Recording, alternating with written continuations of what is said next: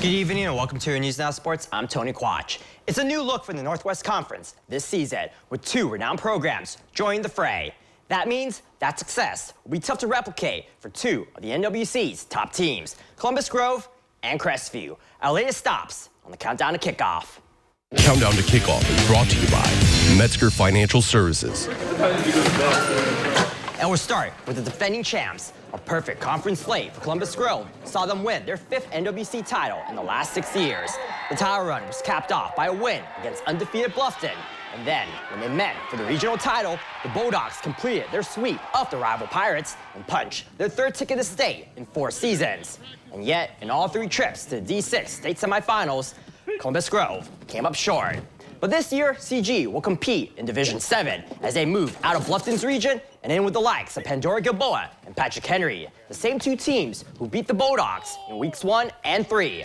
The sloppy starts last season hasn't been forgotten by 13-year head coach Annie Schaefer, nor their 3 All-State veterans, first-team running back Trenton Barraza, junior quarterback Landon Bess, and the anchor of a young offensive line, senior Colin Mays. Well, the past 4 years have set the standard for Grove football. This year, it's about raising the bar, and returning to Week 15 starts with Week 1 against the Rockets.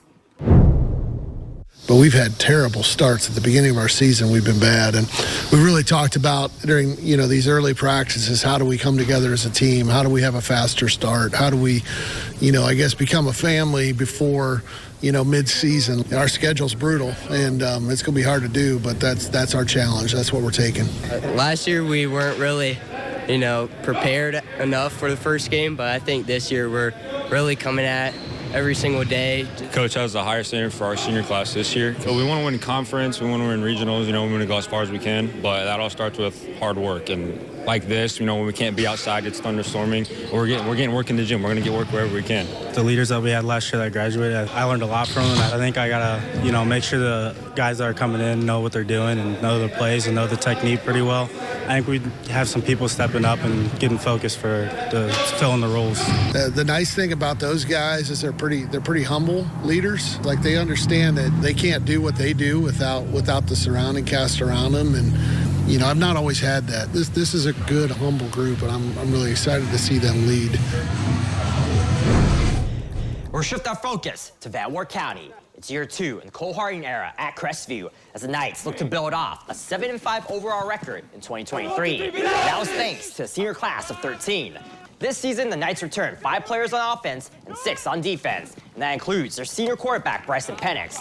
He's got options in a pair of all NWC honorees and running back Braxton Leaf, and wide receiver Ren Sheets. Looking ahead to their schedule, the Knights will open up the season with their annual rivalry game against Parkway. But they got their hands full when they meet last season's regional finalists, Bluffton, in Week 7. Right after that, 2023 D6 state semifinalist, Columbus Grove. But that's not all. The Knights have 2 new additions to their regular season slate, with Fort Loramie in Week 4 and Lima Central Catholic in the season finale, the same team who ended their playoff run last season in Week 12.